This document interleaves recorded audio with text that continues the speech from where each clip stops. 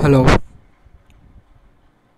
ఈరోజు we will learn about sources of reactive power. అసలు reactive power ఎలాంటి different of equipments నుంచి generate అవుతుంది మనం ఇప్పుడు తెలుసుకుందాం. ఓకే, మెయిన్గా రియాక్టివ్ పవర్ సప్లై చేసేది AC system under no load,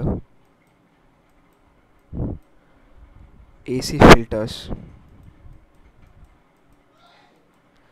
shunt capacitor banks, synchronous condensers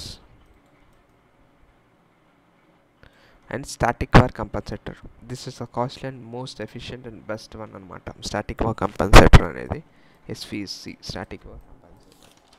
okay, ఇప్పుడు మనం ఏసీ సిస్టమ్ గురించి మాట్లాడుకుంటే ఏసీ సిస్టమ్ అనేది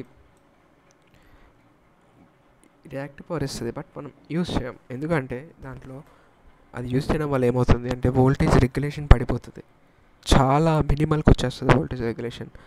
ఎప్పుడైతే వోల్టేజ్ రెగ్యులేషన్ అనేది అంటే incoming current, out going current, ఆ డిఫరెన్స్ అనేది తగ్గిపోతుందో మనకి లాసెస్ ఇంక్రీజ్ అయిపోతాయి. లాసెస్ చాలా ఇంక్రీజ్ అవుతుంది.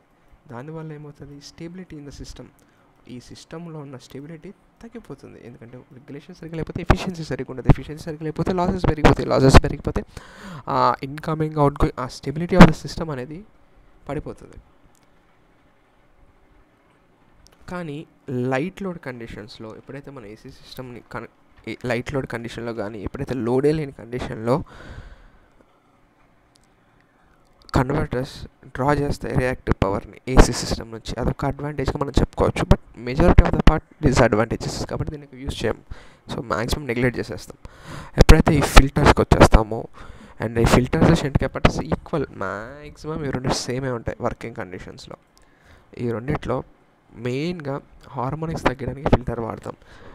బట్ రియాక్టివ్ పవర్ ఎలా లింక్ చేస్తాము అంటే ఫండమెంటల్ ఫ్రీక్వెన్సీలో, దాని ఫండమెంటల్ ఫ్రీక్వెన్సీలో అది రియాక్టివ్ పవర్ కూడా సప్లై చేస్తుంది. ఫిల్టర్స్ మెయిన్గా హార్మోనిక్స్ ఎక్కడైతే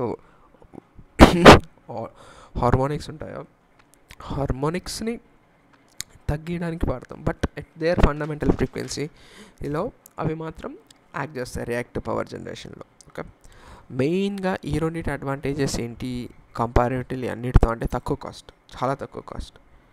అండ్ డిసడ్వాంటేజ్ కిందకి వస్తే వోల్టేజ్ ఫ్లిక్కర్ అవుతూ ఉంటుంది,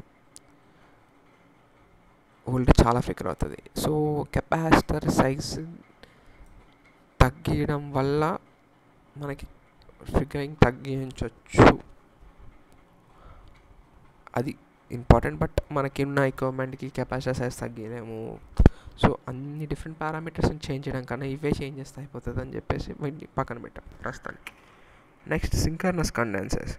సింక్రోనస్ కండెన్సేటర్ అదొక over excited machine operating under no load or light load condition supplies reactive power.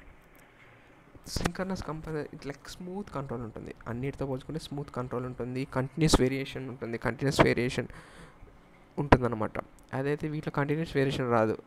ఇప్పుడు మన ఫిల్టర్స్ ఇప్పుడు మనకు 1 నుంచి డైరెక్ట్ 2కి వెళ్ళిపోవాల్సింది, ఇక్కడ 1.12 1.2 అలా నీట్గా వెళ్ళిపోవచ్చు. ఇట్లా తిప్పినట్టు నీట్గా వెళ్ళిపోతూ ఉంటాం ముందుకే. కానీ సింక్రోనస్ కండిషన్ మెయింటెనెన్స్ కావాలి, దాని 24/7 మెయింటెనెన్స్ ఉండాలి. ఎప్పుడైతే మిషన్స్ సరిగ్గా రన్ అవ్వట్లేదు అనుకోండి, 2 మిషన్స్ ఇట్లా కప్లింగ్ సింక్రనైజ్ అవుతుంది, అండ్ మెయింటెనెన్స్ చాలా ఎక్కువ మనం చెప్పుకున్నట్టే. అండ్ లాసెస్ కూడా కంపారిటివ్లీ మోర్ అనమాట. కంపారిటివ్లీ వీటితో కంపేర్ చేసుకునే లాసెస్ ఎక్కువే, బట్ దీనివల్ల యూజ్ ఉంది, బట్ లాసెస్ ఉంది. కాబట్టి మనకి ఎంత అడ్వాంటేజ్ ఉందో అంతవరకు డిసడ్వాంటేజ్ వస్తుంది. సో ఇవన్నిటికీ మనకి ఇచ్చే ఫైనల్ ఇవన్నీ వద్దు, నాకు కరెక్ట్గా ఎక్విప్మెంట్ కావాలి అంటే then will go for static power compensator. ఒక థైరిస్టర్ కంట్రోల్ రియాక్టర్ అన్న అనొచ్చు, లేదంటే థైరిస్టర్ స్విచ్డ్ రియాక్టర్ అనొచ్చు, లేకపోతే థైరిస్టర్ కంట్రోల్ కెపాసిటర్ అని కూడా అనొచ్చు. సో ఇక్కడ మనకి లాసెస్ తక్కువ, ఇట్ విల్ మోర్ అడ్వాంటేజెస్ ఉంటాయి. రియాక్టివ్ పవర్ సప్లై చేస్తుంది ఎంత కావాలి అంత, it will be useful. So the thyristor control reactor. So this is all about అసలు రియాక్టివ్ పవర్ది. ఇంకా క్లియర్గా నెక్స్ట్ వీడియోస్ డిస్కస్ చేద్దాం. ఓకేనా, థ్యాంక్స్ గైస్.